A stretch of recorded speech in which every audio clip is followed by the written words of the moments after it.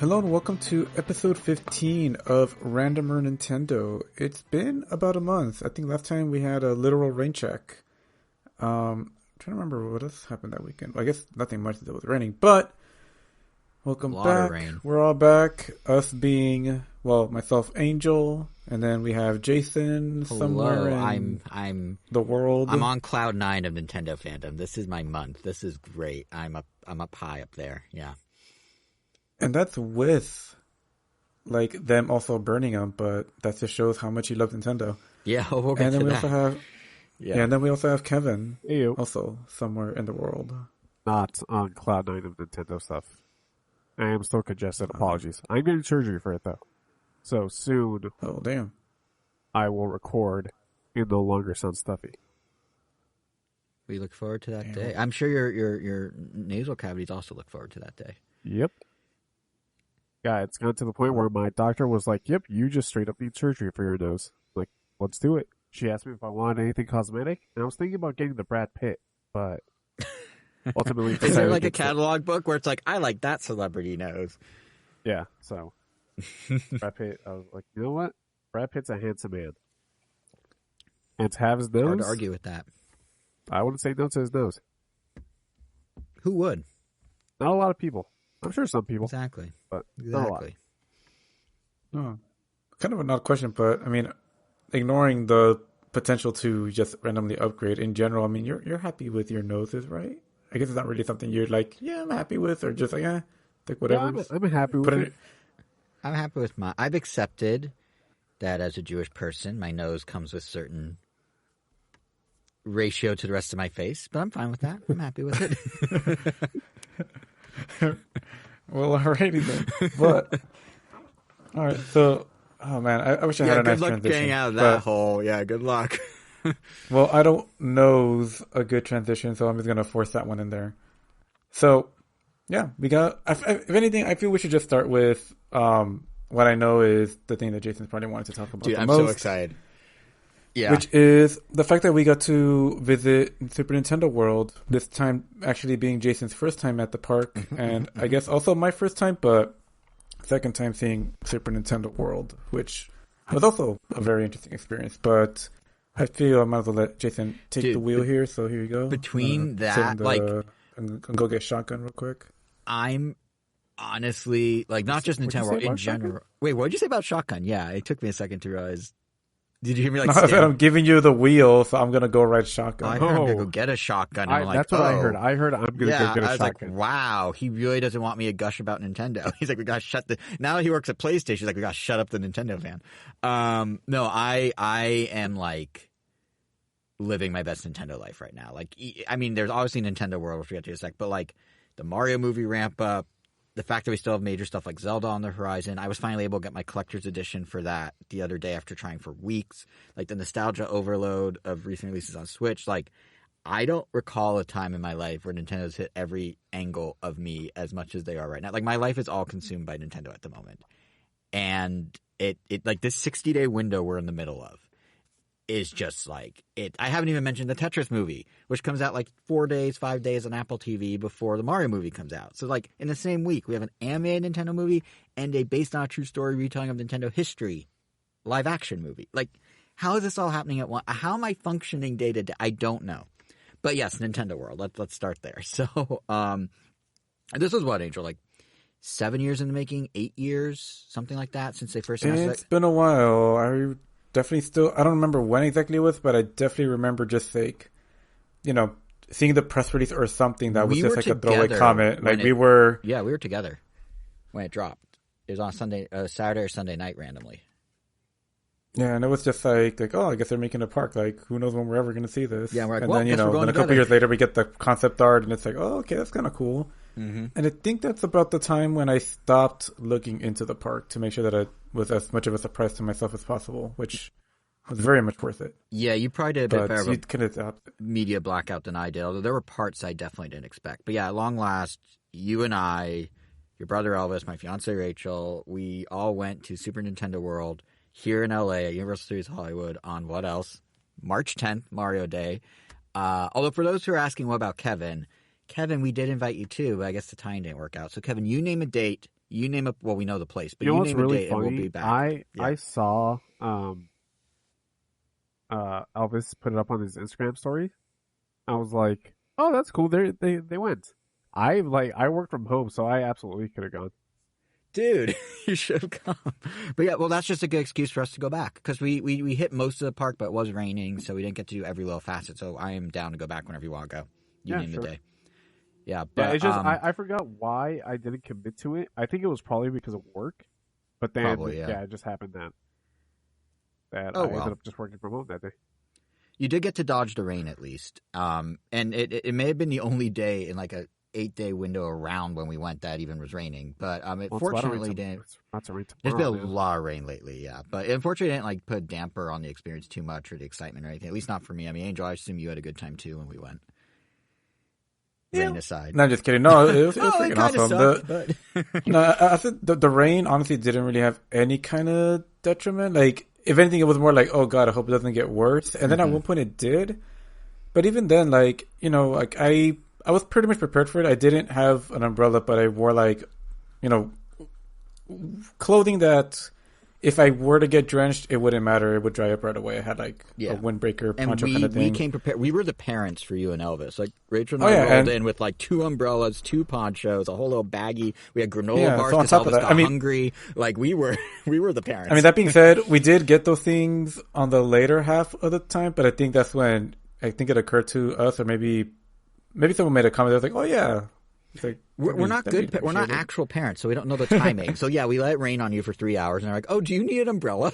So Yeah, because Obus was wearing like a hoodie with like no- a regular yeah. wool hoodie, like not even like he was almost gonna bring like a poncho esque material, like a plastic thing. But I don't think it had a hood. In my very But weak anyway. defense, it didn't start really raining until after lunch. So in the morning, it was just like a drizzle, and he didn't seem too soggy. Yeah. So, but yeah, I do think there's a lot to say about Super Nintendo World, and we probably are gonna go pretty in depth. So before we really launch into it, anyone listening out there who wants to pull an Angel and keep the park a surprise for whenever they may visit, you might want to jump ahead to the next topic on our podcast. I haven't said this in years, but if you go to the timestamps for this episode's blog post at randomtown.com, and by years I mean months, you can find the next topic and where that is and skip ahead to that so you don't have to hear any spoilers.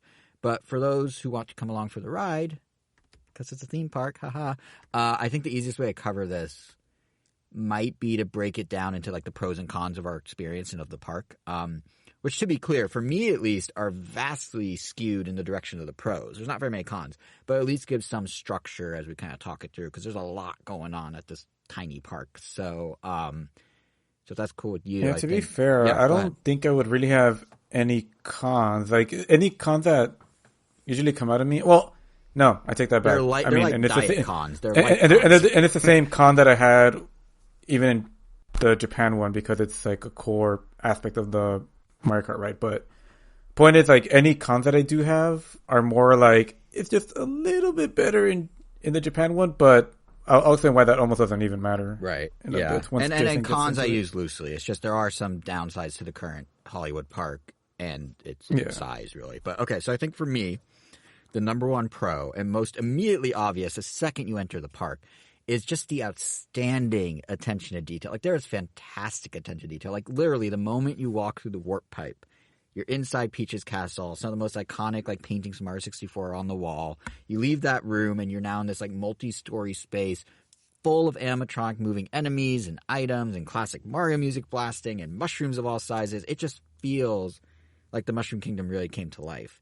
And that in and of itself is pretty cool, if not something I suspect the vast majority of people who visit the park already kind of know to expect through the marketing and everything. But I think where we, or at least I feel like you were there with me, but I feel like where I really geeked out is when you get to that next level deep, like the next layer as you explore the park or wait in the queue for the Mario Kart ride. Like, the attention to detail beyond just like, oh, hey, it's like a real Mario world is what really, really like shined for me. This is Nintendo not just doing the obvious tie-ins, but like almost like rewarding us diehard fans, like in the most minuscule of ways at times too. Like, one tiny thing that's a favorite of mine is if you venture up a staircase in the back corner of the park, there's some 3D Mario 3D World style like binoculars you can look through, and they overlay AR characters on top of a live feed of the park below you. And one of the overlays is a Shy Guy, but not just a Shy Guy. It's a Shy Guy coming out of the red and yellow door from Super Mario 2, like that door that his introduction game had. And that door has not been seen in any game since Super Mario 2. I mean, I guess technically Mario Advance, if you want to get technical. But, like, for them to be like, oh, we got to render that one door. I want to say they were also Mario Maker. Were they? Don't ruin this for me, but you're probably right. You are one of the Mario Makers has it for sure. But either way, it's such like an obscure little, like, for them to be like, no, we got to, like, get a render of the door into the AR thing in this one little corner of the park, which is like, I was just like, wow, that attention to detail, it's so cool. But the prime example, really, of the attention to detail for me was when we were waiting in line for Mario Kart Bowser's Challenge, like for the ride. Legitimately, I feel like one of the biggest collective nerd out moments is when we were in a room that's supposed to be Bowser's study inside his castle, and every book spine had a reference of some sort to something Mario, ranging from, simple ones like, I had to look at my photos of them to remember these, but there's one that was like mirror mode, the other side of racing. It's like, oh, because Mario Kart has a mirror mode. To, specific calls to Moo Moo Meadows, to Dry Bowser, even to Super Mario Land's like the Dry Bowser one. Dem Bones, a Dry Bowser story. Yeah, like... And then or they had like rivalries and how to exploit them, or obviously my personal favorite, Bowser on Bowser, an autobiography. They're just so good. And then like they had like this mobile in the middle of the room that had like the starter planet from Mario Galaxy on it, among with other little Mario flying things. Like it's just like all these little things. And then you go a room over, and that's the production room where like Bob-Ombs and Mecha Coopers are built, and it's all presented using like souped up version of the 3DS's technology. So there's these like glasses free lenticular 3D screens that you walk past, so you can like see the depth as they're building the various mechanical enemies. Or even before all that, you go through like this Yoshi's Island series of holding rooms for the line, and they pay attention to like the littlest of things, like the staff only doors in those rooms are the red X blocked off doors in Yoshi's Island that you can't enter yet.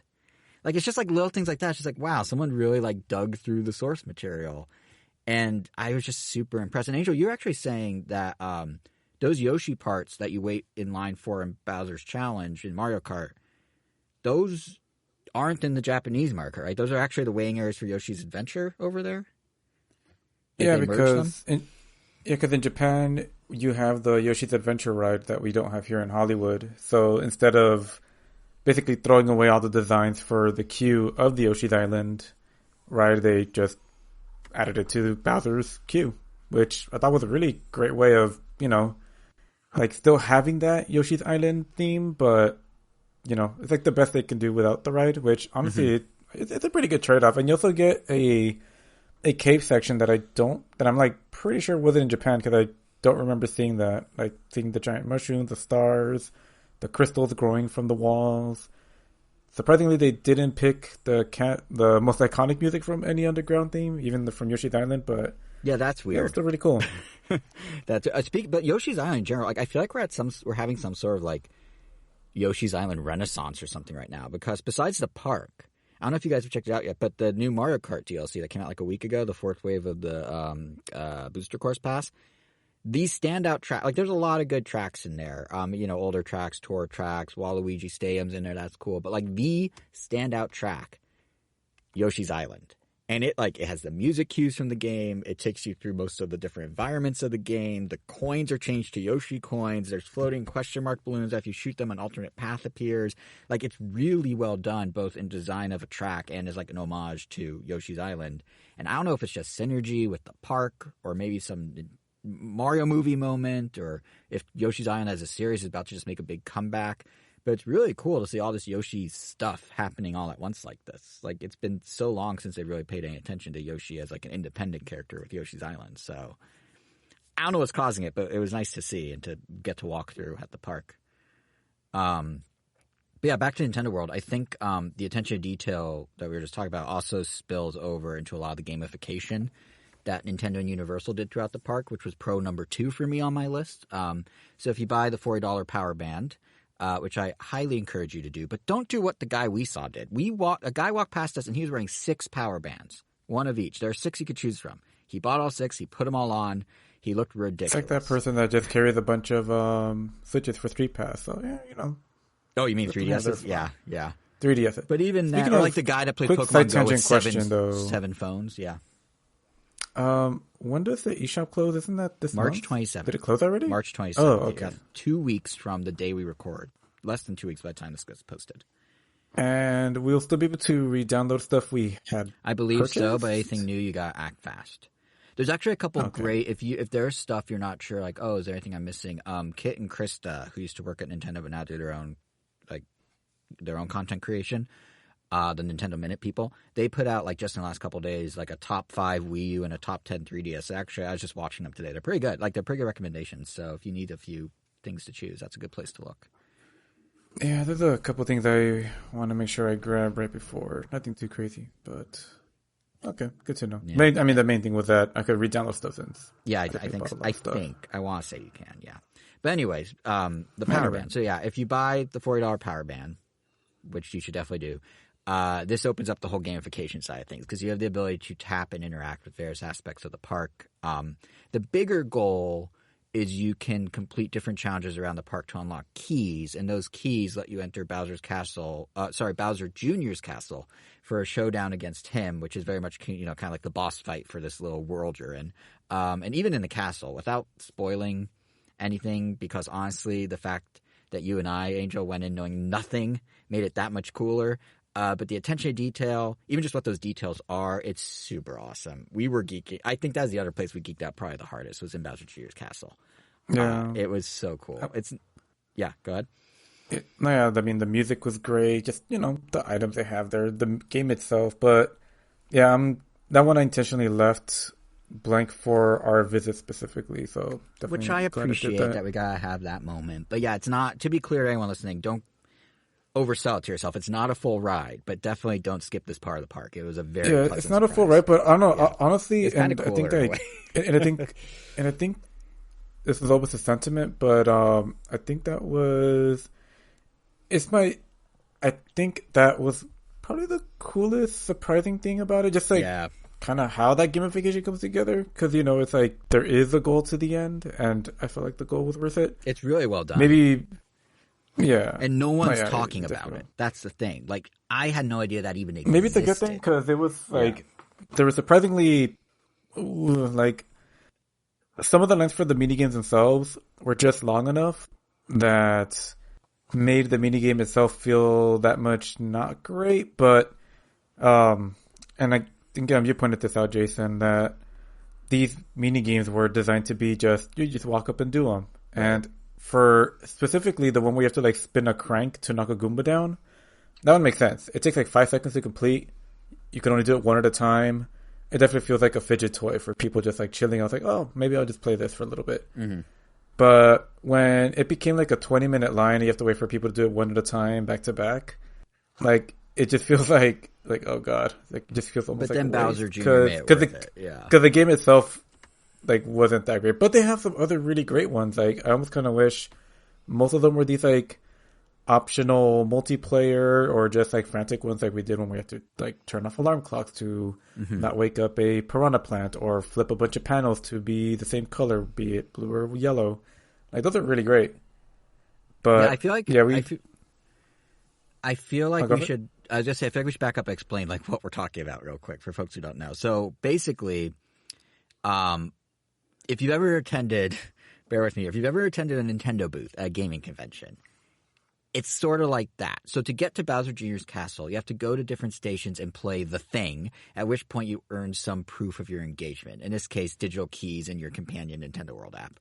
And then once you collect enough of them, you get the cool, more exciting thing, like the prize at the booth, or in this case, Bowser Jr.'s castle. Like this is Nintendo's MO for any interactive thing they've done for years. At Comic-Con, E3, when they used to go E3, you name it. But the actual individual challenges, or what Angel, you're describing, they're fun, but they're kind of like a cross between like a standard Mario mechanic and like a carnival game. Like you were mentioning, the one where we had to hit the panels on the wall. Like I thought that was really cool because it sort of was how in like Mario Galaxy, or was it 3D World, where Mario has to jump on the panels and get them all the same color. Like you were doing that as a team with your hands on a wall. So that was kind of cool. The whack-a-mole one you mentioned with hitting the alarm clocks to keep the piranha plant awake.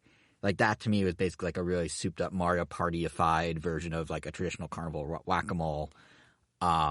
So these are the different activities you have to do, which, like you were saying, I was saying, in theory, you just walk up and do, but due to the crowds, not so much. And then once you do those, you get a key in your app. And once you have 3 of the 4 keys, you can go to Bowser Jr.'s castle. So that's kind of the like sequencing here for people who aren't familiar. But yeah, I agree that some of them are like right on the cusp of being a little ridiculous. Like we waited like 30 plus minutes, I think, for the Piranha Plant whack-a-mole, like hit the alarm clocks to not wake the Piranha Plant thing. And that was fine, but like we did it because we knew there'd be a bigger thing at the end, which there was, and that paid off, I feel like, right? So. Oh, yeah. But you know what surprised me about the app is just how much like beyond that core game thing they offered. I mean, hidden around the park, like in a Mario game, are secret M's you can tap your power band against, get hidden 8-bit characters. All the question blocks, even the brown blocks, can be bopped against and you get coins. The Mario Kart ride has achievements if you defeat enemies or find secrets. And all this is tied together in the app by 128 stamps you can unlock for doing different things around the park. Some of which are obvious, like being the winning team in Mario Kart, and some are obviously very strictly designed for encouraging whatever the theme park version of replayability is. Like, one of the achievements is losing at the Mario Kart ride. So obviously you can't do both, so you got to come back and do it again or go in a second go-round or whatever. But some get really, really specific, too. Like, you shoot a paratrooper in one segment of Mario Kart, or visit the park in the spring, or get a specific item from a randomizing gift box in the waiting area of the Toadstool Cafe, like a digital item. Like, it's just a lot. And then on top of that, there are stamps tied to the in-app leaderboard that's within the Nintendo World app. When you initially pick your power band, themed around one of 6 characters, as we were saying before, you join the team of that character. And then every hour, the team leaderboard resets. So the more you and any other people with that same wristband do in the park in that hour, the better your team performs. And of course, there are stamps tied to being the top team and other associated achievements. Like, there's just so much gamey stuff going on with this companion app, with the power band, that really ties it all together.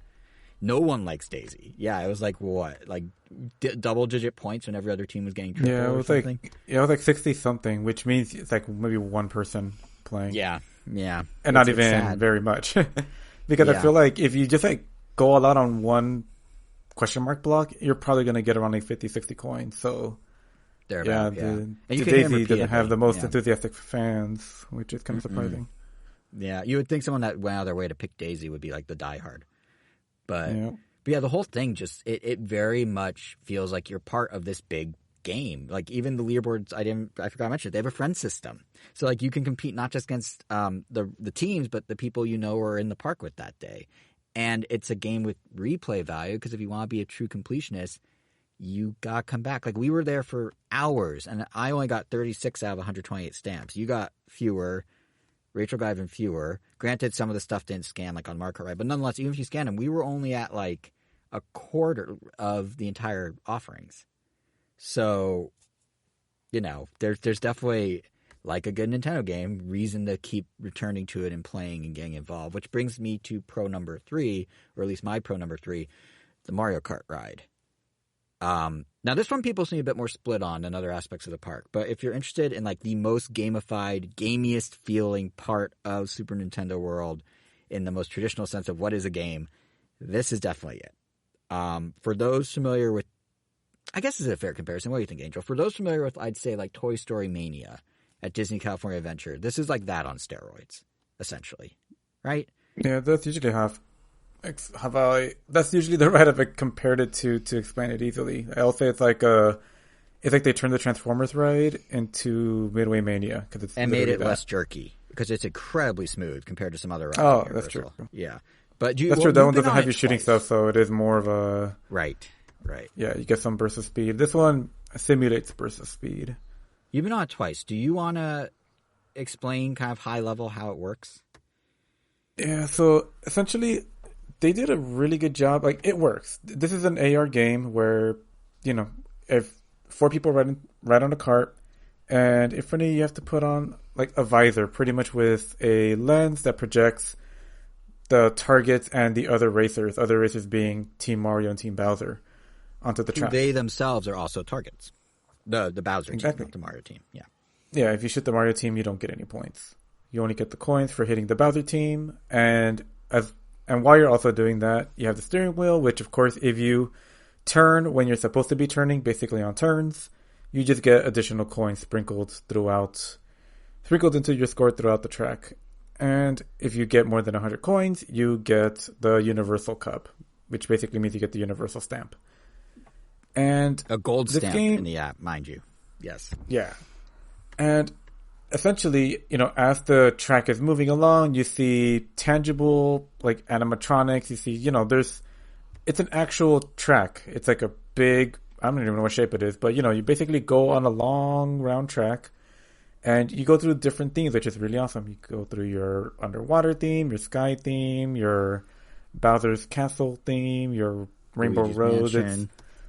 Luigi's Mansion, or just a haunted house, but it's just, nah, dude, they did a really good job. It's straight up Luigi's Mansion. They have the swinging chandelier from the beginning of all the tracks are borrowed in design from Mario Kart 8 Deluxe. Yeah, but Mario Kart 8 Deluxe doesn't have Luigi's Mansion, but it does have a Boo House with that music and those thingies. So it's everything but in name. Okay, yeah. Fair. Yeah, it's a technically, but yeah. I mean, obviously you're got very well actuallying right now, which I can respect as fellow Nintendo nerd. Yes. Yeah. Actually, it technically isn't. Well, actually, it's not is. Luigi's Mansion because he doesn't own the deed to it. It belongs to Boo. But yes. Yeah, which that one also belonged to Boo. So tomato at that point. Good point. But yeah, and I would say the part where it becomes more divisive is the aforementioned headset with the visor. Mm-hmm. So to shoot these targets, you actually have to physically aim your head, and it will fire a Koopa shell dead center of where you were looking at.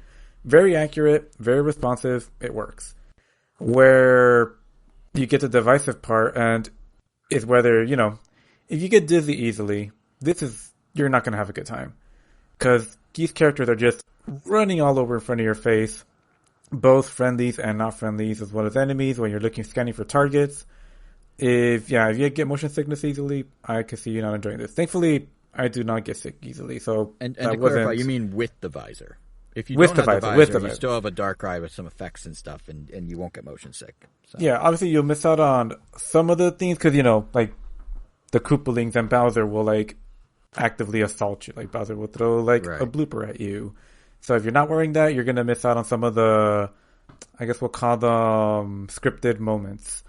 But unfortunately, the other part that I guess kind of had me split was that it's I like the fact that it's a game because it makes sense. It's Mario Kart and that it works. But on the other hand, I just I would have loved for them to go all in on the bringing Mario Kart to quote unquote real life, kind of how they did with the rest of Nintendo World. It almost felt like missed potential because when you're looking at the track, and the track has some really beautiful segments, and then they also even have these screens that will show the giant eel, or I don't even know what they're called, the giant creepy looking cloud monsters that will blow air at you. Some of those screens are so crisp, it's almost like an animatronic or something. I don't know. It's actually kind of crazy, but yeah, essentially for me, someone that honestly overall and probably just over the years, I've just been less enthused to actively play something during a ride. I guess if it comes down to it, I would much rather be entertain me while I'm just sitting back and observing things. Don't make me do stuff. And the unfortunate part of this one is that if you're doing the stuff, I found it kind of hard to concentrate or even really give the time of day to the stuff around me because I was trying to shoot a Koopa. And when I take off the visors, it felt almost it was still nice, but it just felt a little too empty. I mean, obviously the whole point is to wear the goggles, but it felt like the goggles are kind of distracting from the part that I would have enjoyed most about the ride, or that I do enjoy most about the ride, which is the physical, tangible part. But it works. I mean, it has some great emotional beats. I still love it, but yeah, I don't know. Actually, damn. I guess I really like it. I guess I don't love it. I that was the only part I was kind of disappointed about. I was just man, this could have been perfect, because there was some concept art that floated around. I think that's the only thing that I actually saw, because I don't know how I could have missed that, with Twitter just popping stuff up. But it was basically it showed people in a giant cart, and then it showed like, them on a racetrack with other Nintendo characters like right next to them, which you could argue is kind of what is happening. But they had a Wario there, which doesn't even appear in the final game. But I was expecting something like, you have these giant animatronic characters that are also just like on the track with you. Like maybe not all of them, but just like a few of them. Right. Like that would have been kind of creepy and cool. Kind of like it's funny and it's kind of sad. I feel like the better Mario Kart ride in the end is the VR one, because that one is, it's all in on that aspect, and you pretty much. Yeah. And you pretty much get that. Like, you grab the items, you throw them, you don't get any of the distracting things because it's 100% immersive in a video game versus AR technology, which it works, but I personally don't think AR technology is quite there yet to make it feel immersive. I feel like I wasn't immersed. I feel like I was just playing a mini game. Right. Yeah, on a ride. Versus if it was just... I felt more immersed doing the Bowser Jr. thing, if anything. Right. But it's interesting. So it's a good ride, but for what it's worth, so Rachel didn't wear the headset because she does get motion sickness, and she said as a dark ride she thought it was great. But I get what you mean with the MDS, because if you go from wearing the headset to not, you do lose something. If you go from never having the headset, it's like, oh, okay. So I get what you mean. For me, what I thought was interesting about it is that, so initially, it's actually slower moving than you expect, but then kind of what you're describing, there's like this sensory overload that just hits. And for me, I mean this more in a good way than a bad, but there's just a crazy amount of stuff going on, because you've got, like you were saying, the physical props and the elements intermixed with some of those crazy, I don't know where they sourced them from, highest resolution screens I've ever seen. But then on top of that, you've got, like you're saying, the visor with the AR holograms, and there's just all this chaos. And, you mentioned if you turn the wheel when the ride turns. One thing to mention is in your AR headset, as the ride turns, you're encouraged to turn your steering wheel, because there's a giant arrow on top of everything else going on that appears. It's like, now turn this way. And if you sync it up right, like, you can earn like, I got a stamp for doing 12 drifts in a row. I'm not even 100% sure how I did the drifts. I think I just turned it just right based on the arrow. But that arrow is on top of everything else you're already describing. And then if you look down, you always have like your shell count and your coin count. And then if you look to the sides, like, bullet bills will be coming at you. And you've got the item boxes coming towards you when you're driving forward, and you're launching your shells with those little thumb buttons on the steering wheel. And you have parts of the ride that, like, they're physical parts of the ride launching, as you put it, scripted events, like digital augmented reality targets to then shoot. And there's just these extra graphical flourishes, and like the Rainbow Road segment in particular has like, it was very intense. So like it's a lot at once. And I think for a lot of people, that's going to be a little daunting initially. I mean, the fact that Nintendo has you view instructional videos on how to play 3 times while you wait in line, 2 of which include drawings of Miis in 2D, which is kind of neat. I remember last time we saw 2D Miis. But you view those instructions 3 times before you board the ride, which I think goes to show it's not necessarily the simplest thing. Even in never mind, like, is AR there or not, should it be more physical, should it be more digital, just the implementation they have now is, like, chaotic a little. And it's overwhelming on a first ride. But I really liked it a lot, like you were saying. I don't know if I'd say I loved it, but I really liked it. And I think, like a lot of the rest of the park, it does seem geared towards the idea that, like a video game, you want replayability. And what really gave me that sense are, besides, there are the stamps I unlocked around hidden secrets I didn't intend to find or whatever. And also at one point, the ride actually held us in a segment longer than intended. Like, our cart was like stuck in like a segment for a few seconds, and it let us like pop off our visors and kind of survey the scene and compare what's showing up in the AR visor, what's physical, what's screens, what's digital augmentations. And when I was looking at that and kind of doing the comparison and seeing everything that went into the ride and seeing, just the layers to it, I was like, okay, I understand that. I could see, like, literally in those moments, how this was designed to be something that is supposed to be played repeatedly. You're supposed to have new layers. You're supposed to have surprises. Things are not always going to be exactly what you think. Because, yes, there is AR in this thing, but then there's this other thing, then that other thing. So, like, I kind of got it. It, like, clicked with me in the moment there. But definitely if it's like a one and done ride, like or like a Star Wars Rise of the Resistance type of ride where it's supposed to be just like you're guided through the experience, you have to do anything. This is very chaotic by comparison. But I thought it was really fun for that reason. And it felt, you were almost saying it like kind of negative, like it felt gamey or like a mini game. I actually thought like it was a really cool like physical embodiment of what Nintendo represents. In the sense of it was a game and it was gamey, but like combined technologies that you couldn't do if you were playing Nintendo at home. Oh yeah, and it's cool to see that all come together. But yeah, at the end of the day, and this is obviously like because it's so awesome, because a lot of it does just work. Like, we have to get my critique hat out because you tend to see those things on the things like you're really. I mean, it was a cool ride, no denying that, right. But because of also how well Nintendo does a lot of, I guess we'll call it immersive experiences. It's like out at you, yeah, because it's like I don't play Mario Kart by aiming with my head. Like I feel like they could have maybe. I mean, the technology is there. Like Disney California Adventure does have a ride where you're kind of doing the same thing. You're on a track of sorts, quote unquote. You're just doing like Spider-Man web shooting gestures to hit things, and the aiming works pretty well. It's not perfect, but it works well enough that you don't really notice. I feel like almost something that would work for like throwing stuff. I mean, so you could not have to jerk your head as much, but then, I guess because I don't. If it felt more like I was playing Mario Kart, it didn't feel like I was playing Mario Kart. It felt like I was playing like a shooting gallery on a cart. Right. It was like a Mario Kart themed shooting gallery. Yeah. Yeah. Which but to some extent, maybe by design. I mean, again, I'm not saying what you're saying isn't valid by any means. But I wonder if that was somewhat by design, because like you could go play Mario Kart at home, so they needed to do something that would be different. Like even Mario Kart VR, which is super awesome when we did it. It's kind of the video game. This is something different.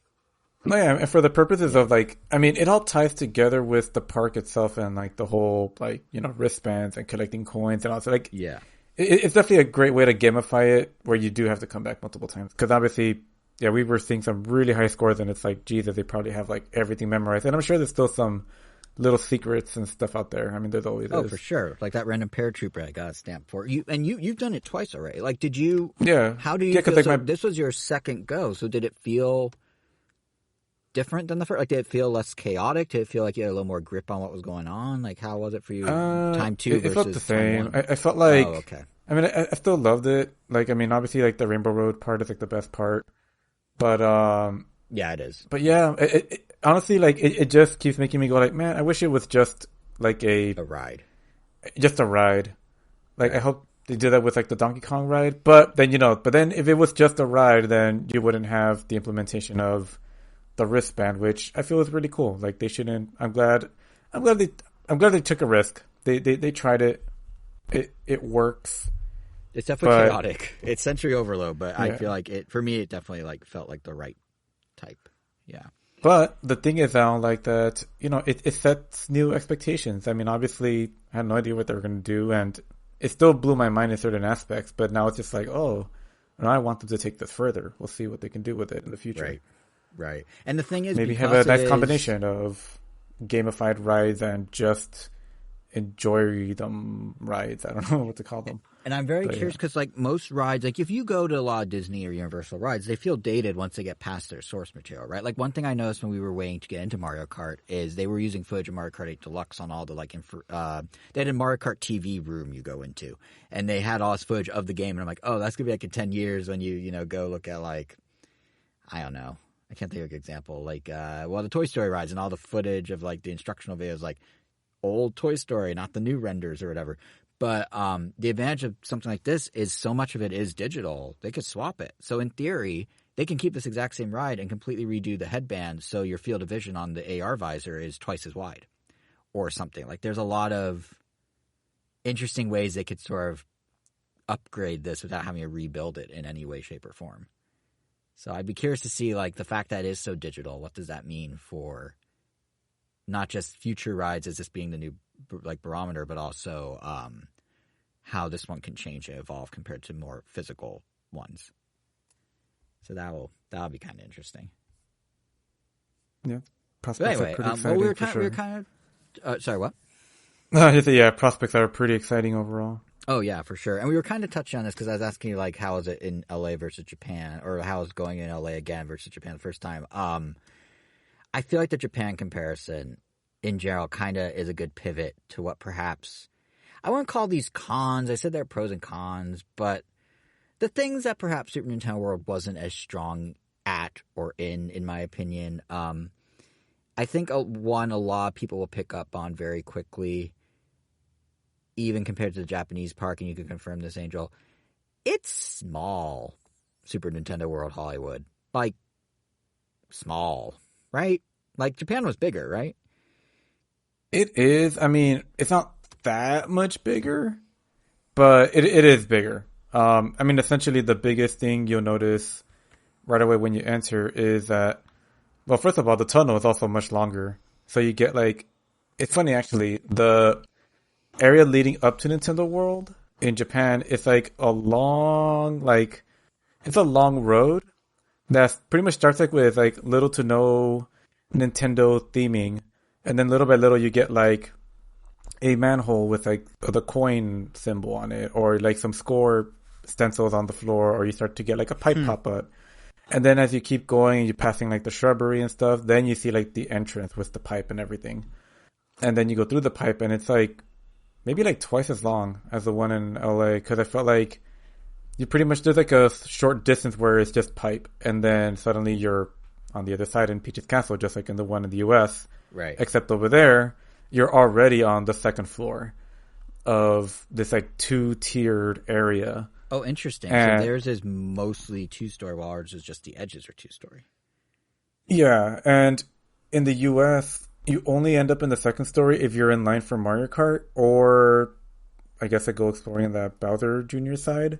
Or that But staircase. Yeah, that staircase to the yeah, visor. but for the most part, like there isn't really any walking around up there. And in the US, there's pretty much like a whole like top layer and a bottom layer, and the top layer also is where you have some of the Bowser Jr. mini games, as well as down there you have like a photo center that this one doesn't have, but that's because you have the Yoshi Island ride, which has like a photo opportunity, which if I knew better Japanese, Captain Toad would be basically prepping you to take a picture. But we didn't know that, so we just kind of came up pretty candidly on that picture. Which we still bought, because you get like a really nice Yoshi frame, which is really, really cool. I'm mostly just that Captain Toad is prepping you for a picture, because I would love to meet Captain Toad. I would love to meet the costume Toad, but he's not in the US the park. Captain Toad. Crazy. Man, I'm jealous. But yeah, no, even in the US we don't get costume Toad because there's not room. Wow. Which isn't a fault of Universal. They have very limited land to work with. Oh yeah, like that's the biggest difference. I mean, this was a movie studio first that then got, a theme park attached to it, and the one in Japan was a theme park first. Like you could tell they had the space. I mean, they have a whole Jaws land over there, and Jurassic Park is also like arguably big enough to be considered its own land in Japan as well. And here in the US, like we actually have like two big stores in Nintendo World. You have the Mario Kart themed one that literally you're spit into right after getting on the Mario Kart ride, as well as the 1-Up Factory, which in the US I believe is the only store in there. Yeah. By the way, 1-Up Factory, in what Mario game can you produce your own 1-Ups whenever you want? Like that's the least themed thing in the whole park. Like what? But that's true. Yeah, but, it's definitely, and even merch. Actually, that is one I guess maybe difference or just complimentary thing about the US one is that while the one in Japan obviously has much more merch and a much more wide variety of types of merch. I mean, you went from like boxers to stationery to like pencils to dancing piranha plants to like boo lamps to boo berets to bullet bill shirts. I just keep going. But over here in the US, you actually have a lot of different merch that you don't have over there. Not as much, but you have some really cool stuff. You have a lot of cool like Bowser shirts, Yoshi shirts, a lot of bright colored stuff. The pins, though, there's some pins that are pretty cool that we have here in the US, but there's other ones that just feel kind of cheap. Like they just got the outline of like Bowser's head, and instead of like, making the rest of it enamel on the inside, they just like slapped like just a JPEG on top. And Yeah, it's like you kind of feel some of the merch feels like, whoa, like they went the extra mile. This is cool, and then others feel like, oh, hmm. Like over there, you also Right. have like a little miniature replica of like Toad's Cafe that you could use to like hold up like a note or like a reminder or like pieces of paper or something. And over here, I think we just had the plush for Chef Toad and like a figurine, Well, but the figurine was sold out everywhere, as I learned. But yes, just the plush for the moment. yeah. And I guess in Japan and the US, you even had like little metallic castle you could build at some point, which looks freaking awesome. But yeah, I mean, it's different, but yeah, that's actually in general. And while you can say that like objectively the Japan one is better, which is not, I wouldn't say it's like a fair comparison I don't think because that's even like a surprise to anyone. yeah, Yeah, it's not a fair comparison or like oh this just in like really it's like the yeah. one in Japan, like of course it is. But that being said, you don't go to Universal Studios Hollywood, Nintendo World, and feel like something was missing. Like I Yeah, still right, feel like right. we got like the full picture. Like it's only because I've been to the other one that it's like, oh, the other one had this or that. But if you don't know what's over there, like you still feel like you get the full experience. I still feel like I got the full experience. It's Yeah, just and I do want different. to. It complements it if anything. Like now you have more of a reason to go to Japan, but also enjoy this one. Right, and I do want to give credit where it's due because, like, to use another Disneyland comparison, just to sort of give people a frame of reference, I would say the Hollywood Nintendo World is like the Toontown equivalent for Universal Studios. Like, it's more isolated, contained. It's incredibly colorful. It's just a little small and kind of to the side of the park. But the designers of the park did overcome this in a lot of ways. I feel like I think in trying to be like a Mario game and offer lots of secrets, like the smallness is a bit deceiving. To your point about it still feels like a full experience, like in the sense that there are multiple hidden rooms and hallways. There's that staircase with the viewing deck. There's little Easter eggs to find things like the 8-bit characters I mentioned earlier, the hidden Pikmin. There are 2 sets of hidden Pikmin. Good luck. All those turn a small space into something that offers a lot more to do per square foot than probably most, if not any other theme park. But just, you go in kind of knowing, all right, you're getting a single actual ride, a single cafe, a couple interactive carnival games. Couple's not fair. You get 5 of them if you include Bowser Jr., and a single store. Although there are at least 3 other Nintendo stores around the rest of Universal. But like just going kind of knowing that, and you could still have a very good all-encompassing experience, but that main plaza, the main area, you can see across it very easily. But it doesn't detract, to your point. Yeah, I don't think it detracts at all. It's just something to be mindful of. But I do think what compounds that feeling of smallness is that it's very crowded because the park is relatively new, which is really con number 2 of the current situation, the growing pains of managing a new park and its crowds. So Mario Kart, and this isn't like a fault of the park or a fault of the design, it's just the reality of a new park and crowds. So like Mario Kart, for example, we had about a 90-minute to 2-hour wait. And that's only because we got there right at park opening. The individual key challenges, the carnival games, if you will, some had to wait. I think I was saying, the prom plant one took us about 30 minutes. Once the rain got a little heavier, as we were talking about earlier, that did clear out a bit. So we were able to do one of the other challenges in Bowser Jr. Castle fairly quickly. But if those were our wait times in the morning on a rainy weekday, 90 minutes to 2 hours for Mario Kart, 30 minutes for the prom plant. Granted, it was Mario Day, but it was a rainy weekday. Imagine a sunny Sunday afternoon by comparison, right? And because, it's physically relatively small, the crowds are going to feel that much more dense. And we didn't even have the costume characters out because of the rain again. So imagine the crisscrossing lines for Mario, Luigi, and Peach photo ops with all this other stuff going on. It's just something to be mindful of. It doesn't mean it's not worth going. It's still an absolutely cool experience, but and part of that's because the crowd management does, for the most part, seem good. Like for Mario Kart, the queue's well handled. You go through all those different themed areas we talked about. But then something we haven't touched on, Toadstool Cafe, the restaurant. Yeah, Oh, that wasn't as Toadstool well organized. Cafe. Yeah. Yeah. So Might as well start with a positive. They have they have a Bowser themed dish that they didn't have in Japan. I don't know if they added it to the other one, but I this feel was like a like, lot of whoa. the dishes aren't the same as Japan. Am I wrong? Yeah, a lot of them are like a lot of the core ones are the same, but I guess Japan has a lot that the US one doesn't, Right. and I right. guess the US one has, I guess this Bowser one that the Japan one doesn't, or the cupcake for that matter. Well, they have a But the peach cake in Japan comes with a cookie letter of the letter she writes to Mario oh Mario yeah, 64, which is amazing. The one in the U.S. is a pink cupcake with a little edible crown. So yeah. And to be fair, it's a pretty delicious looking cupcake. But I ate it. It is it's no delicious. peaches cake. It's funfetti. It's great.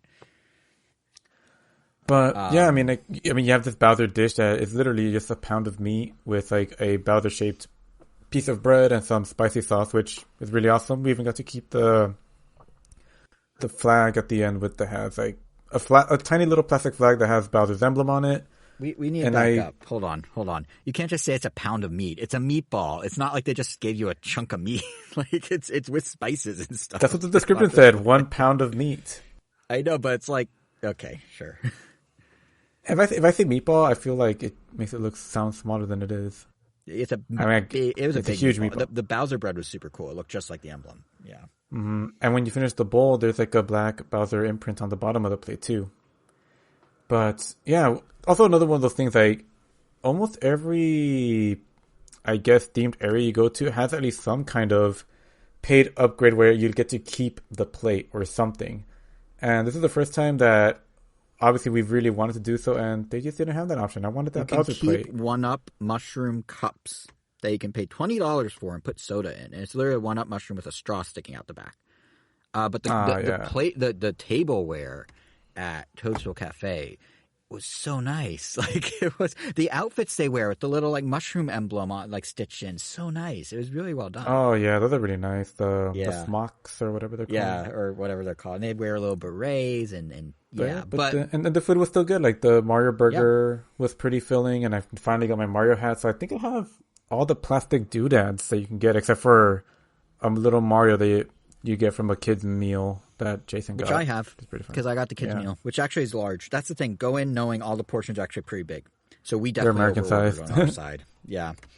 But let's talk about Toadstool Cafe in terms of the con, not the pro. So here's how it works to get into Toadstool Cafe. And again, this is growing pains to probably overcome, but just to paint a picture. So how it works is it's first come, first serve reservations. You make them when you enter the park via QR code right outside the cafe.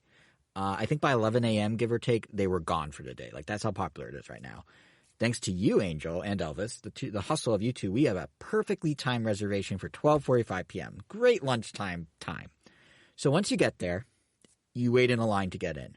Then there's another line with a Chef Toad chatting about his menu offerings in that adorable, although not quite as scruffy as I expected, Toad voice. But still, some nice world building. He comes out, he's like, oh, welcome to my restaurant, et cetera, et cetera. That wait was probably 30 minutes, give or take. Then you place your order. Then you wait for a table, which the staff will assign to you. That was maybe 5 or 7 minutes. Then you wait for your food, which, well, you guys got it quick, but Rachel and I, they forgot us entirely. So it's all said and done. We had a 12:45 reservation. I don't think we got our half of the 4 of ours meal until about 2:10 or 2:15.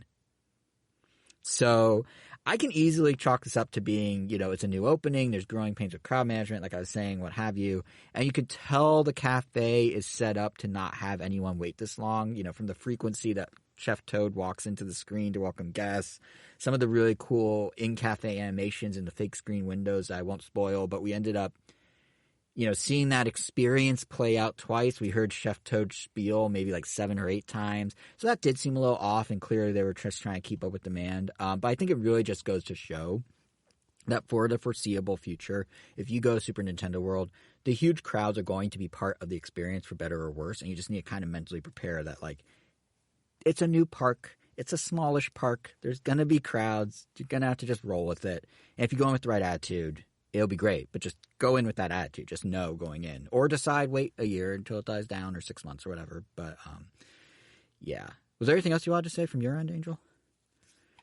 No, I mean, no, nothing else. I mean, it's just great if you haven't had the chance to go and you even remotely like Nintendo a little bit. You will definitely enjoy it. And if you have a trip to Japan coming up, boy, man. Yeah, there you go. But yeah, I do think that's... Actually, the one in Japan, one last thing, if I forgot, or maybe I mentioned it last time, but you can actually see the entrance. Like, you can walk up to the entrance of where the Donkey Kong area is going to be, because they already basically have that built. It looks like one of the exit areas from Donkey Kong Country Returns, and you could hear, like, drums or drumming Oh, as you that's get closer cool. and closer. They're already teasing it. That's great.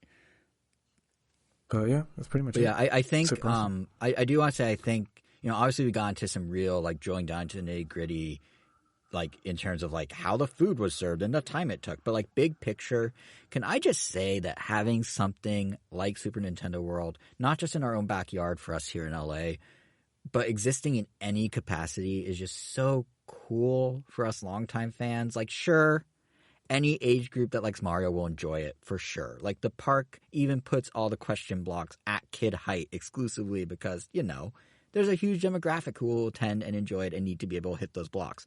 But for us, like the guys following Nintendo for 20, 30 years, it's like stepping into a dream. Like, honestly, like to see so much of what shaped like our gaming passion and for me like my number one fandom, to have it like be tactile and visceral and done so overwhelmingly well with such an attention to detail and fan service big and small, like it's just a really awesome experience and feeling. And I'm beyond excited to not just have been able to feel that on Friday on Mario Day, but we get to feel that again, or at least I get to feel that again. I don't know how you guys feel about the movie, but in 3 weeks time, in an entirely different way, the exact same feeling with the Mario movie, because that comes out April 5th. That's right around the corner. And without spoiling any trailers or anything, because I know some folks are on media blackouts, you can see that exact same love, that exact same care for fans old and young in the footage they put out so far. Like the broad swipes in which you can clearly say, yeah, that's Mario, are there. But then like there's deeper cuts, there's attention to detail on some of the one-off things they're referencing from Mario games, new and old and everything in between. Like, it's like I said at the top of the show, I'm absolutely living like my best Nintendo fan life right now. I said it before, but I'm on cloud 9 of like Nintendo nerddom. Like, it's amazing that we're getting this 1-2 punch so close together, and I'm so excited. Universal, like, this is great. Yeah, Universal ruined some of my media blackouts. I learned about they did. A certain thing that happened in the movie. There's a photo op the second you leave the parking lot of the thing that Angel didn't want to know happened. So. Yeah. But yeah, no, it's the nice just thing like, about going down a media blackout overall, though, is that I almost immediately always forget when the movie's coming out. So anytime I do hear about it, it's like, oh, it's almost already here. Like, oh, geez. Like, the wait is easy. Yeah, I need to actually ask my brother, because I think we're getting tickets for the Chinese theater, which is usually where we watch our movies. I'm throwing it out there. I mentioned it to you guys off mic, but I'll say it on mic too. I got tickets for midnight showing by my close theater because there's no way I have the patience to wait for any other time. Like, I'm so excited for this movie, ignoring the voice acting. I'm so excited for this movie, but I'm down to go repeatedly. So if you find a 4DX showing, if you want to go see it, however which way, I will see it endless times. That's where my hype's at. I don't even care if it's good or not. There's just enough visual fan service that I'm in no matter what. Watch me eat my words. What if it sucks? I really hope not. I mean, I rarely get emotional about like fandom things. There are a few times I have recently. The Rainbow Road portion of the Mario Kart ride. This is what fans said about the first Suicide Squad. Like, verbatim, just replace Mario with Suicide Squad. Did they really? I don't know. I'm guessing someone boy. did. Don't you dare. I mean, people seemed really excited for the movie before it came out, right? Like, people seemed hype because of the trailers and stuff. Yeah, the director was incredibly hyped. Yeah. I hope it doesn't suck. I'm pretty confident. I don't think Nintendo would let it. I think it would be middling at best, but the fan service will be good and the plot will be subpar. That's my low expectation. Which honestly is already good, because I mean, I love the first Sonic movie, and objectively, like, it's not even like a great movie, but there's just enough there that just makes me like it anyway. I thought they were fun, to be fair to Sonic. Oh yeah. But, yeah. I'm better, but they're Kevin. I really hope it doesn't suck, but it's possible. I mean, we don't need Citizen Kane. No, we just need a living, breathing Mario world in a different way than the it just has to make physical sense. one we just were at. Yeah. As long as there's a point A to B that doesn't feel illogical, I'm good. Yeah, and hopefully the rumors that it might be a musical. Please don't do a whole like, the movie is actually someone playing the video game this whole time. Like, no. Oh my god! It pans out and it's someone waking from a coma and it was all a dream. Yeah, it was actually Chris Pratt playing it, and that's why he sounds like Mario, because he was just talking for him. It is a kid doing his voice. Yeah. Well, Speaking of movies, though, I feel like, Kevin, we haven't talked to you at all for the last hour. Hi. Yeah, Help me while steal you your guys, hosting duties, while you guys Angel. were But while you guys were talking about Super Mario Land, I just booted up Nintendo Land on the Wii U here and just try did to you have really? No, I don't have a Wii U. Okay, I was like, wow. Okay, Nintendo Land's actually one of the better Wii U games, so I'll give you that. If you did. No, it didn't. What did you guys Maybe one want me day, to talk about? but you did. I mean, well, I'm looking at the docket here, and actually, I know because my brother told me yesterday that he saw Scream 6, and I guess you were there. Yes, I And was. That sounded weirdly and accusatory, by the way. You were there. at the hour though, What if I and like my wasn't? bro, That's all I'm then gonna I'd be just be like, oh asking well, questions this entire episode. yeah, I guess What if it I'd just sucks? be, I guess What I'd if just be it wasn't? Then I guess I'd be like, well, did you watch it already? You're just gonna read like, us Elvis's written review. well, because like Elvis, I had only seen part one. I think I saw part two, but I don't remember never much seen about a part Scream. two. You've never seen a Scream movie. I just I know want to fix that, Shaggy but is I've the never done it. villain. Sorry, spoilers, I guess. Yeah, for the spoilers first for a movie. movie that's over 20 years old at this point. But yeah, I mean, was it good? Oh, Funny? man. Well, Unintentionally bad? I love the Scream series. These movies were made for someone like me who loves meta commentary in their And TV and movies. and the show? You know what? I haven't watched the show. I haven't heard great things about it. I Uh-oh. forgot there was a show until just now. Wow. Yeah, so it's not canon, and the first two seasons didn't even use the Ghostface mask because they couldn't get the license to it. What? Who made this show? I don't understand. I Was don't. that? Oh, it was MTV. It was on wasn't it? MTV, yeah. Yeah. And then the third season was on BET, I think. I mean, they're don't both remember. Viacom, so sure. Yeah. But like I said, those aren't canon. Scream 6 is canon, and yeah, I didn't know what to expect for this movie because while I love the series, when Scream 5 came out, I think about 2 years ago now, and I really enjoyed it. Wasn't my favorite, but like wasn't also my least favorite. I do have a least favorite for these movies. Scream 3 is not very good in my own opinion, but Scream 5, I think successfully rebooted the series, or as they didn't coin it, but they use it a lot. The requel, the reboot sequel that Hollywood is so fond of these days. Very fond of. I didn't know that was a term, though. Interesting. Yeah, so so Halloween is a requel. yeah, Halloween 2018 is a requel. Yep, like Halloween gets a shout out in Scream 5, as a matter of fact. But yeah, Scream 6. I went media blackout with this one. All I knew was that the surviving characters of Scream 5 would be in it and would take place in Manhattan, in New York specifically. Well, yeah, no shit, huh? That is New York. Yeah, it'd be Manhattan and New York Yeah. specifically, not. Yeah. So like I said, I didn't know exactly what it, like going into it. I didn't know anybody's hype level because I just try to avoid as much Scream 6 as I could, and I'm really glad that I did because I came out of that theater with this being my favorite movie in the series, like Wow. hands down. Like Scream 1 was a revolutionary movie when it came out, and like obviously nothing will ever be able to recreate the magic of that original movie. But this takes everything that's come before it, quite literally at some points, and breathes new life into it, into the series, which probably makes it feel better than it actually is. But I don't really care. Like, I'll tell you this much. We started recording 30 minutes after I came back from a second viewing of the movie. I went. Oh, really? Yep. I went to the theaters again to see it by myself this time around. Mainly because I didn't watch the ending last time because I had a important phone call I had to take. But yeah, I love this movie. I won't get too much into its specifics, but you know these movies are slashers / whodunit mysteries. And this movie follows the surviving cast of the last movie and whisks them off to New York And surprise, surprise, a new string of murders committed by someone in a Ghostface mask starts a new mystery as they try to survive and find out who this new Ghostface is.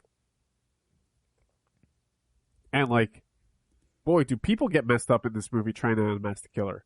It's by far the most brutal movie in the series. It's something about it taking place in New York just makes it have this like grimy coat on top of it. Because they're on the streets of New York, they're in the New York metro stations. It's just very, very brutal, and it's not necessarily because the kills are extravagant, which there are some extravagant kills in this, but mainly because the lead up to some of the kills are filled with tension that you just can't help but like leave out a sigh of relief once Ghostface actually stabs someone, in the stomach.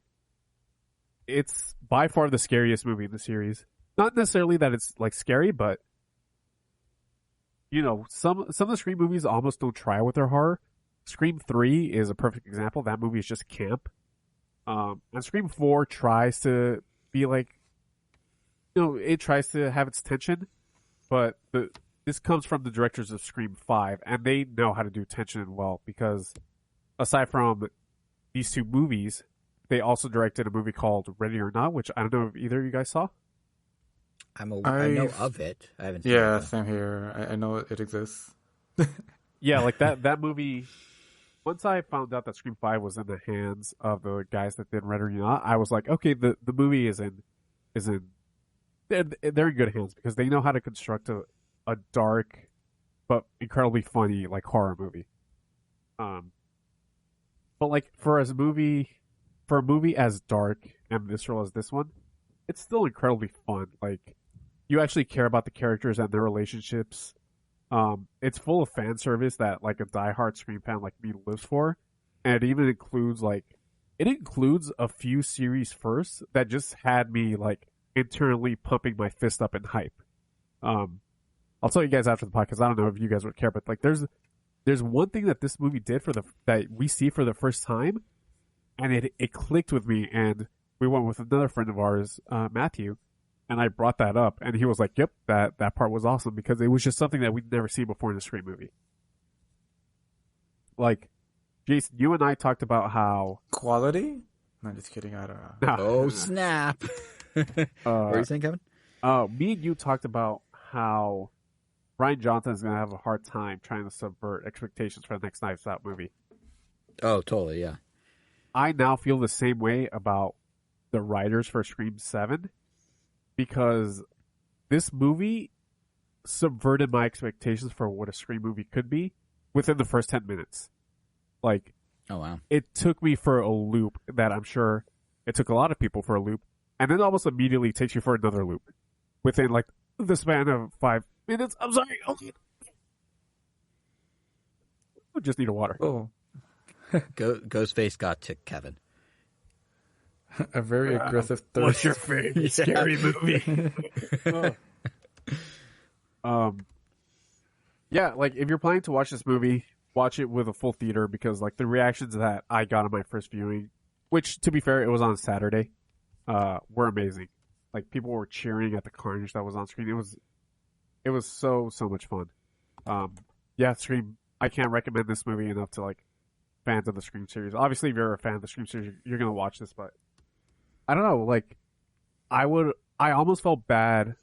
No, I did feel bad because I kind of forced Elvis to come with us to watch this movie, and he was like, "What's there?" Like, I haven't seen 1 through 5. You don't have to see 1 through 5 to understand this movie, but you'll get a lot more joy out of it if you do, and if you're a fan of them. So like, it's the Super Nintendo world of Scream movies. No, not everything is like that, Jason. Okay, I'm trying so hard to make it so. No, but I get what you mean. It sounds like if you're a fan, you get that extra layer. Yeah, it's not even just an extra. It's like multiple layers. It's like a good time to be a Scream fan. And like I said, they announced a 7th movie. Hopefully, it's the same team because I think they're just knocking it out of the park with their Scream movies. Did you know the music for Scream 6, the soundtrack, Mike Shinoda of Linkin Park was heavily involved. He did 2 of the songs. Oh, The interesting. more you know. Yeah. The ending song with Demi Lovato, he was the producer, mixer, all the instruments, the co-writer, and then he has his own single out as well. That's like a B-side to it. Oh, Almost. I was wondering why I didn't like the song at the end. Mike Shinoda was You're the involved in it. worst. You're the worst. I shouldn't have told you. One But, thing that yeah. this movie did do this is the first Scream movie without the main character of the first 4 movies. She was in the 5th movie, but almost like a side character. I'm talking about Cindy Prescott. Her absence isn't really felt, but it was still weird to see a movie without her. She is mentioned a few times. And it's not like they killed off her character or anything like that. But yeah, like, I know a lot of people are huge fans of that character. She wasn't necessary in this movie, and I don't know what she could have brought to the table if they brought her character back, but just something to think about. Mm-hmm. Yeah, that's Scream Damn. 6. Man, a lot of action going on in these theaters. I mean, there's this Scream 6. Honestly, though, like, this does make me curious. Yeah, At I'm the very actually least, to really watch intrigued. Scream 6. I don't know if I want to watch 2 through 5, or I guess it sounds like maybe I just need to watch 2 and 4 and 5. You would, yeah, like, my ranking is this. It's like 6 is my favorite one. 1 is my second favorite. 4 is my third favorite. It's getting confusing. 5 is my fourth favorite, and 2, then 3. Oh, well. So if you guys don't know, basically every movie is sort of a commentary on horror slasher. So the first one is a commentary just on the general horror slasher, right? The second one is about is commentary on slasher sequels. The third one is a commentary on what is it? On just like the ending of a trilogy. The fourth one introduces like, all right, these are the rules about a horror reboot, and the fifth one is all about requels. And then I won't spoil what this one is supposed to be a commentary on, but it was definitely like oh yeah, that would make sense for a movie now 6 movies in, you know? Damn, I'm even more intrigued. Yeah, Yeah. exactly. I was about to say that's actually got me. Really Yeah, like intrigued if now. anybody like loves Community and horror movies, I would have a hard time. I would have an easy time trying to convince them to get into the series because, yeah, these movies are great if you're into that kind of stuff. Well, glad it Scary was that movies good. to look up. Well, you know what's also great? Video games you've been playing. And All right, time I guess to talk Snap. All right, boys. What kind of deck you running lately? you know what? I have still been running the Discard deck. Discard with a little bit of I took the deck Ben Brode made, and I just kind of started fiddling with that. For those I forgot, Ben Brode is one of the lead like directors or designers of the game. He used to do Hearthstone. And the deck, it's just a disrupt deck. It's just like, let me mess with my opponent's side of the field, throw rocks at them, pull their stuff, move their stuff, prevent them from playing stuff. So it's kind of like Control, but just more aggressive. But it's really More fun. annoying. You play That's what I've been Iceman and doing. Scorpion. I play neither of those. Oh, really? Those 2 cards. If I get hit by an Iceman and a Scorpion, I instant retreat. Like I just don't want to deal with the rest of that game. Yeah, basically because I don't like how they feel to be used against or to use them. So I mainly do the Viper stuff or Polaris stuff. Sure. It's Okay, mainly- that's a those little are bit. my early That's ones. more honorable. I'll say. Yeah, like I'll play the Hood on one and then Polaris and then Viper on two. Yeah. Kind of deal. All right, Jason. What Yeah. kind of deck you running? I gotta be honest. I haven't played much Snap lately. Oh, surprise, surprise! Yeah. What's wrong with you? I don't know everything.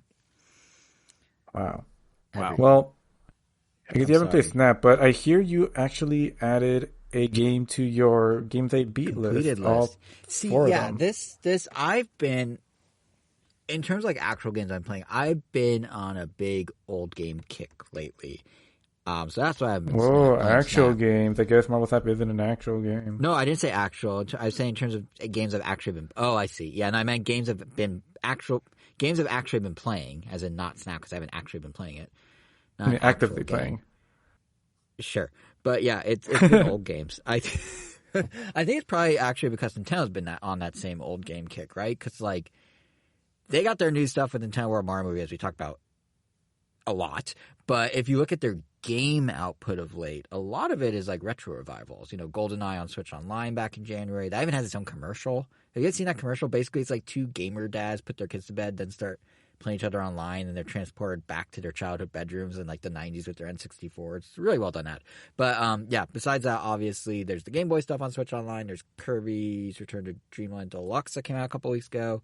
There's Metroid Prime Remastered, which I started to dabble in a little. There's Advance Wars Reboot Camp next month. It's a lot of old stuff. So because of that, I've just been in that sort of same lane with what I've been playing. I know, Angel, you're going to talk about Metroid later in this episode, so I won't say anything about that.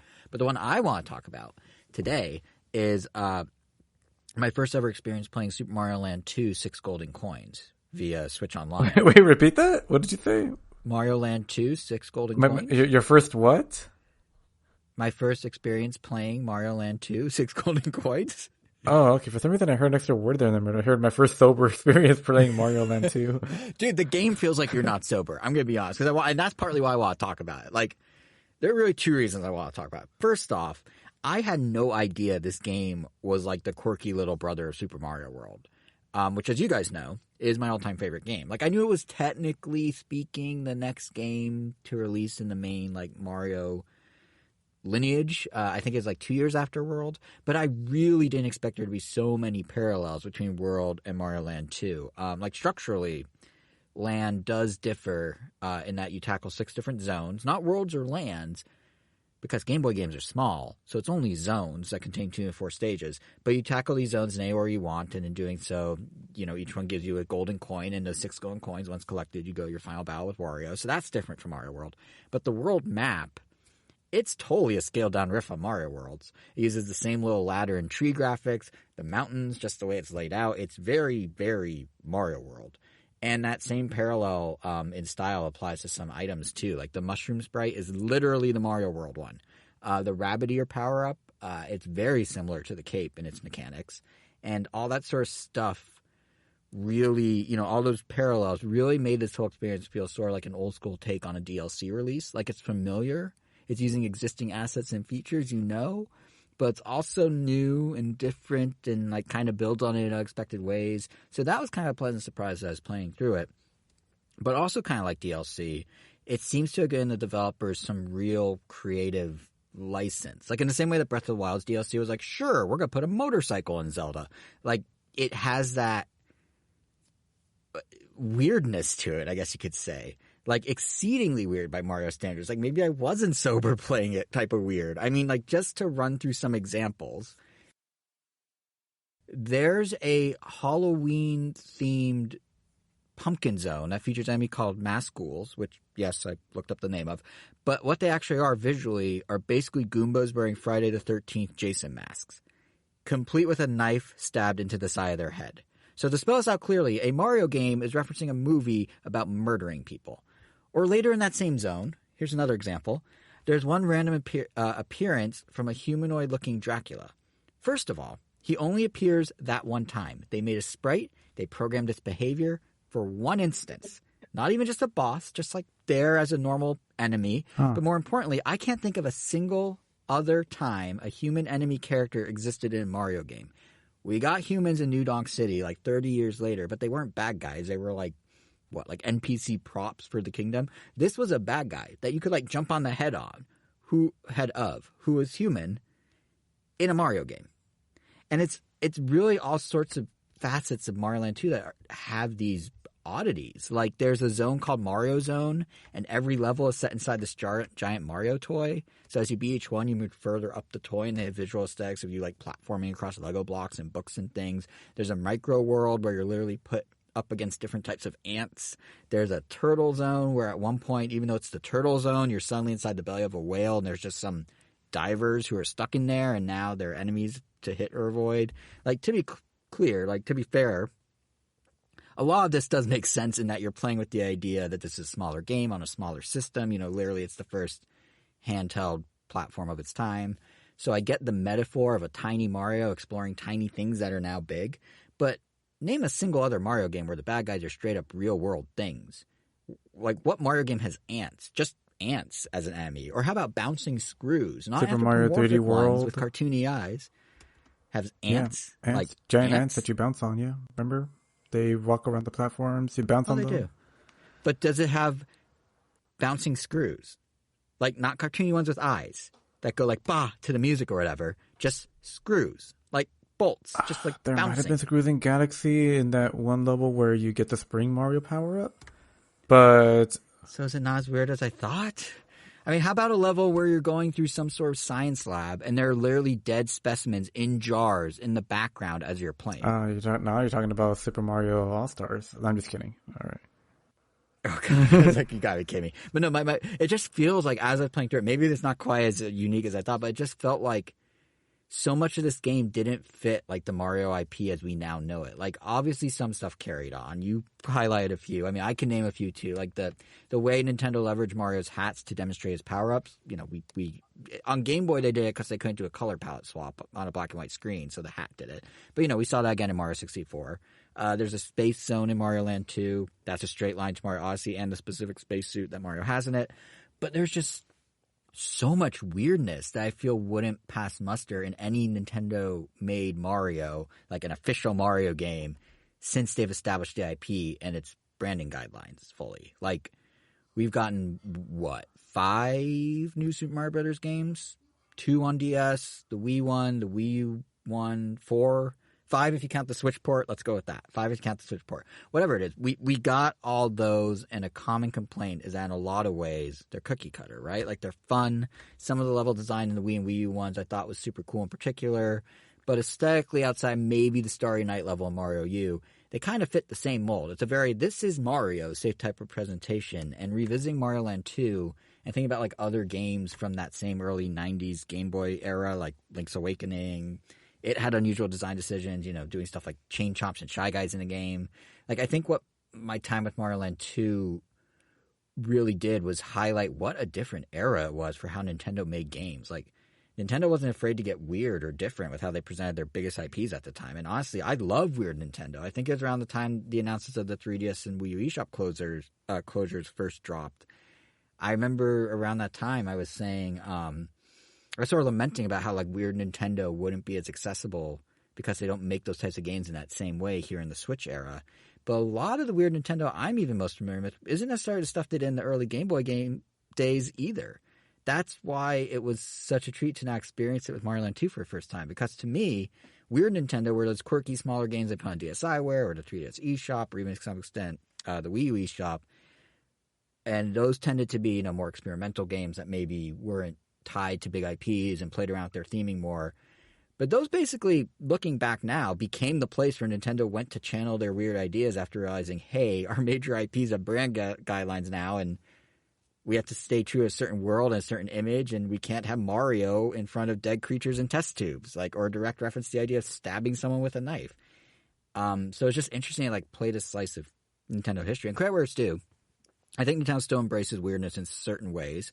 You know, look at half of Splatoon and that world building, or like a character like Helix in ARMS, that green blob man, or even stuff like what if, you know, Mario were to inhabit the body of a T-Rex in Mario Odyssey, or wear a cat suit in 3D Mario where he literally will blurt out meow meow as he powers up. Like, that's still weird, but those are like, I'm not sure how best to describe it, but those all fit the broader world building they're doing. And maybe in 30 years, someone will bust out Splatoon 1 or 2 and be like, man, Nintendo did that with that franchise back then? How crazy. But I feel like as graphic fidelity gets better and it's easier to shape content how you want it without technical limitations, that world building's getting established earlier on, and quirky, weird, there's a Dracula in my Mario game moments aren't really happening anymore. Like, another example, the other week, a friend and I were playing, actually also on Switch Online, 2-player Super Mario World.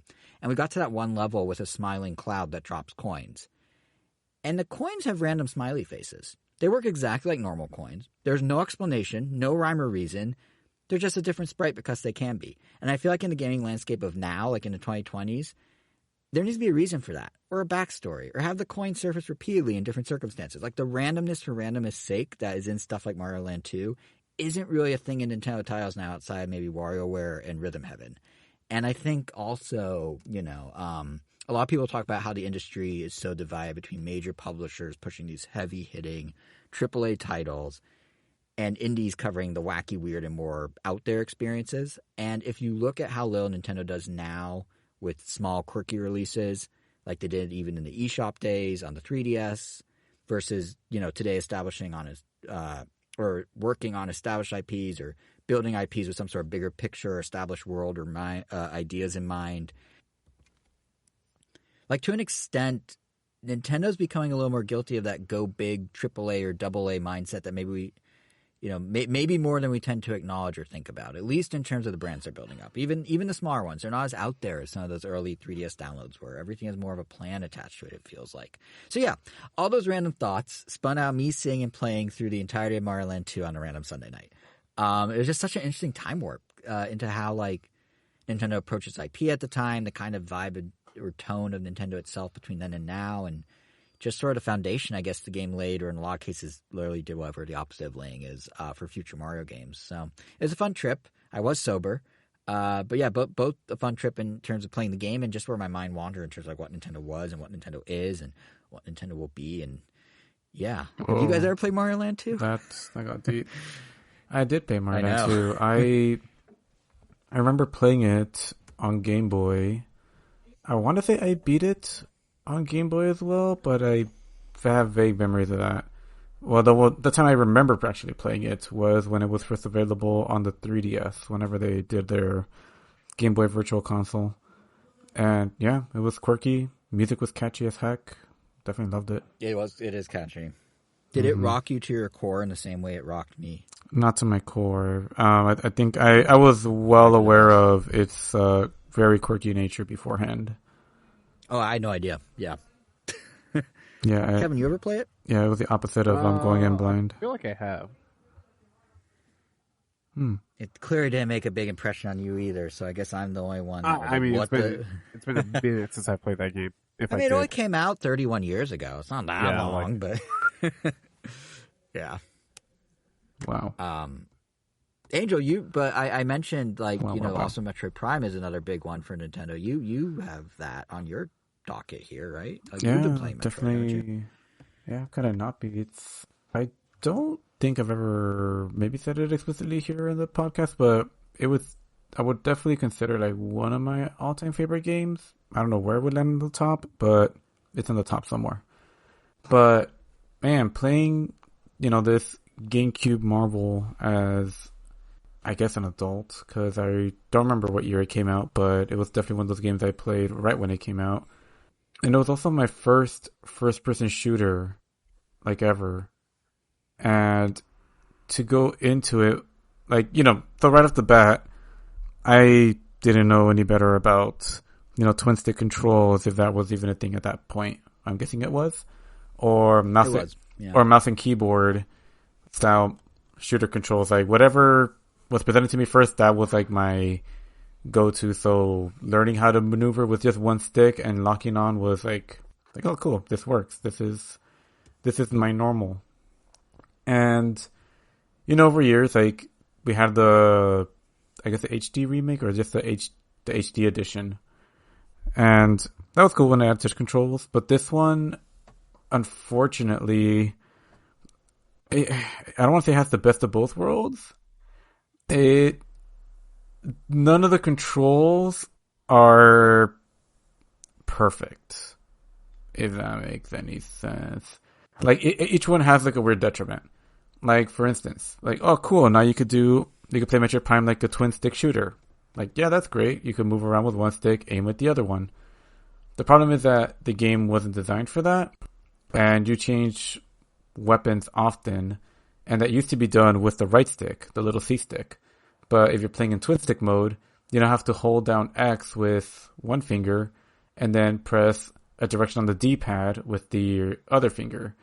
So basically, if you're in the middle of a fight, you basically have to stop shooting and moving to, like, switch beams, which isn't that great. But that's and to be fair, actually not to be fair, and that's actually the control scheme I ended up just dealing with. Like, I've gotten used to it, but that's just the one I enjoyed the best of all the ones that we had. you have the option to play with motion controls, but unfortunately, those motion controls, it's not an AR. It's not an AR point anymore. So it's not like 1-to-1, like instant response. It's an accelerometer. It works really well, but because it's a shooter, like you notice that it's not like 100% 1-to-1. There's like just enough of a slight delay for it to make me feel like, oh, I don't like this. And on top of that, I guess having to point at the right or leftmost edge of the screen to turn just isn't that great. I mean, I know that's how the original one was, and the Wiimote one was, and those were fine. But for some reason, with the added delay, it just doesn't feel great, and it just feels even slower. I almost wish you could like adjust the sensitivity, but from what I can tell, you can't do that. And then the control scheme that I thought was going to be my saving grace. Well, actually, there were two other ones. You have just basic, straight up GameCube control mode, which unfortunately didn't click with me as much as I hope it would. I thought like, oh, I could just play how I did back in the day, but nope. It felt awkward, and I didn't really like it. Maybe if it was on an actual GameCube controller, but I only had a Pro controller, disposable. I don't know if the Smash adapter would work. I don't think it would. It does. With Metroid Prime? The GameCube controller and Metroid Prime.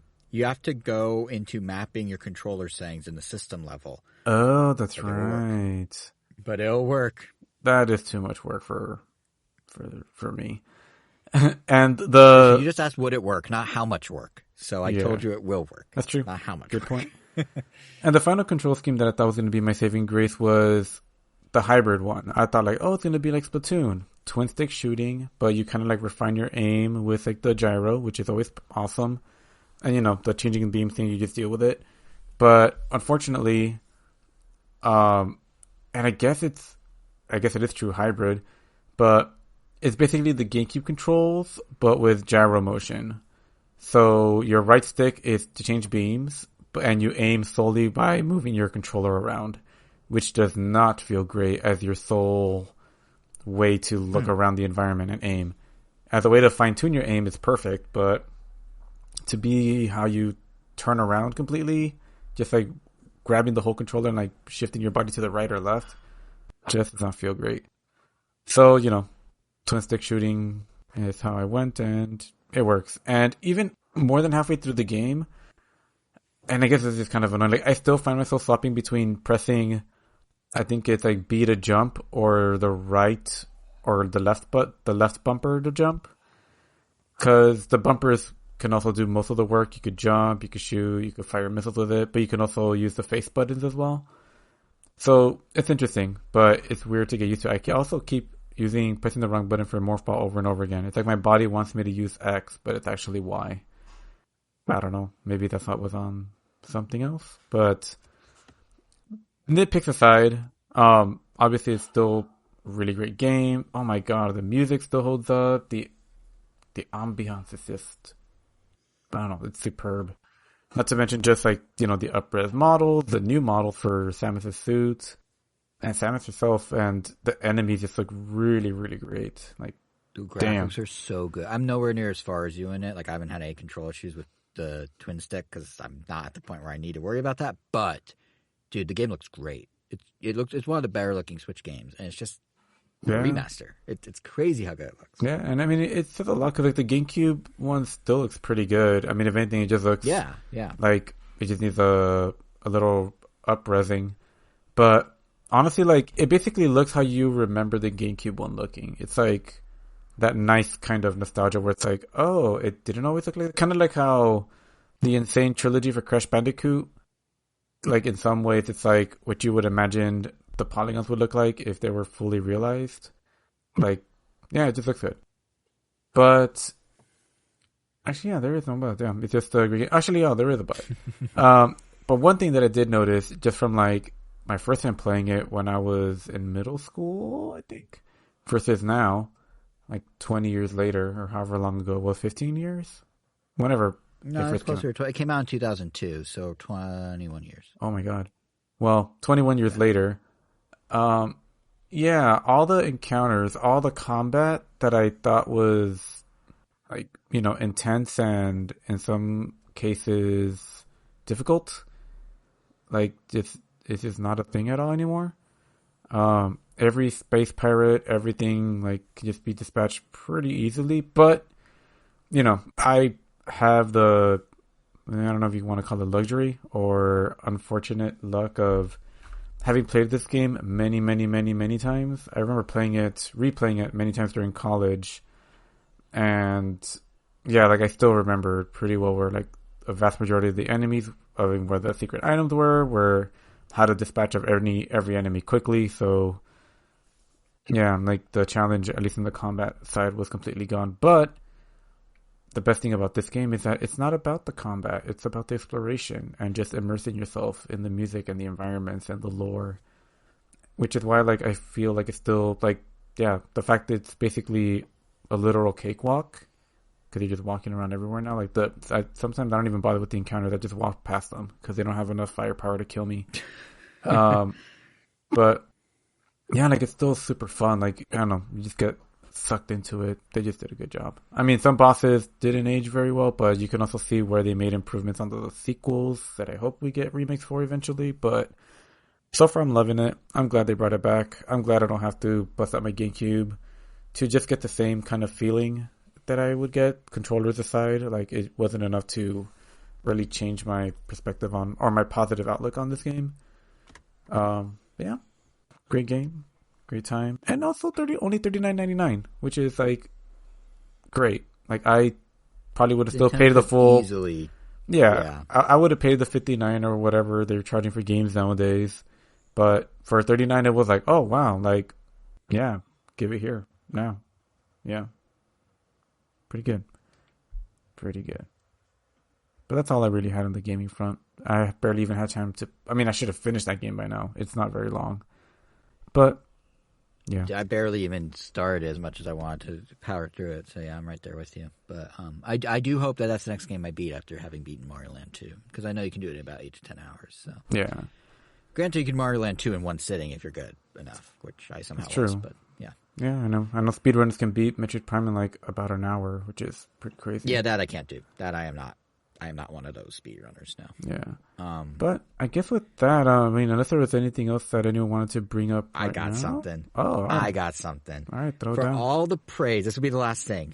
For all the praise that we've been giving Nintendo this episode, I think we need to call a spade a spade. Can we talk about Pokemon Sleep for a minute?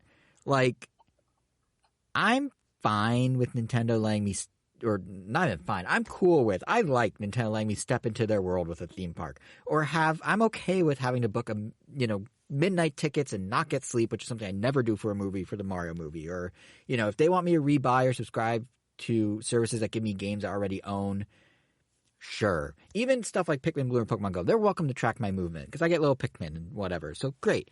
I don't know what the idea of Pokemon Sleep is or why I would do it. So in case you guys missed it, on Pokemon Day a couple weeks back, we got a new Pokemon Presents. It included the reveal of 2 waves of DLC for Pokemon Scarlet and Violet. 0 gameplay footage, by the way, which is an interesting way to announce new DLC. One that it's a way I'm sure lines up with Kevin, your thoughts on how the game's technical performance and the Switch hardware age. I'm sure them not showing footage had something to do with all that. But we also got Pokemon Sleep to be revealed as a smartphone app coming this summer with a new Pokemon Go Plus accessory that now can be pressed to mark when you start and end your sleep, as well as sing you lullabies as Pikachu. Which is a bit weird, but sure. Weirder is probably that this new accessory is called the Pokemon Go Plus Plus, which is some Wii U style crazy naming right there if I've ever heard it. But anyway, the app, which you can use with or without your Plus Plus, is described as one that, and I quote, makes you look forward to waking up in the morning. Okay. And it does this by monitoring your sleep in 3 phases: dozing, snoozing, and slumbering. And then it matches your sleep pattern with a different Pokemon. So maybe you had goofy sleep that night, like a Slowpoke, or droopy-eared sleep, like a Pikachu. And yes, I looked up all these things. Or one-eyed sleep, like a Totodile. First of all, 2 of those 3 things literally don't work with humans. Your ears don't droop when you sleep, and humans need both their eyes closed. But as you experience these different sleeps. You unlock new Pokemon who wake up in the app with you around the in-game mascot, who is Snorlax. So essentially, if you want to put in like a marketing parlance, the more Z's you catch, the more Pokemon you catch. Which in theory, I guess, it helps people who may otherwise need a sleep tracker to help them better manage their sleep. This fits that bill. But the part I'm hung up on, well, actually, there's two parts I'm really hung up on. First, I'm very curious how many people who use sleep trackers are going to jump to a Pokemon one. Because, like, yes, Pokemon's a big brand, but if all your data and habits are in one app, will being able to wake up with a random Rattata one morning, is that going to skew everything you have? Like, are you willing to give that all up? Because they confirmed no data import or export options. This is like a fresh start. So you're going to give up all your sleep data to have a Rattata wake up next to you? I don't know. And second, if you're playing this solely for the gamification or Pokemon side of things, I feel like, for me anyway, this is actually going to hurt my sleep more than anything else because I'm going to want to hit the different sleep styles and get the different Pokemon, which, by the way, I don't even know how they determine these sleep styles, but whatever. And if I'm trying to get those Pokemon, that's going to make me like, no, that's not how you do it. Yeah, that's why I don't know. And not only that, but like, is it going to make me overthink my sleep? Like, am I going to like not sleep as well because I'm trying to figure out what is goofy sleep to get Slowpoke or what is droopy-eared sleep to get like Pikachu? Like, I don't know. Like I will say, this is an interesting part of a push by the Pokemon Company to seemingly make their own first-party products that cater specifically to adult Pokemon fans. Like, obviously, we've had licensed stuff for years, but they announced this, and they announced a really classy, more like adult-looking version of the Pokemon trading card game in the same Pokemon Presents, and that felt like a really big push for older Pokemon fans. Pretty prominently because the videos for both of these items only showed adults.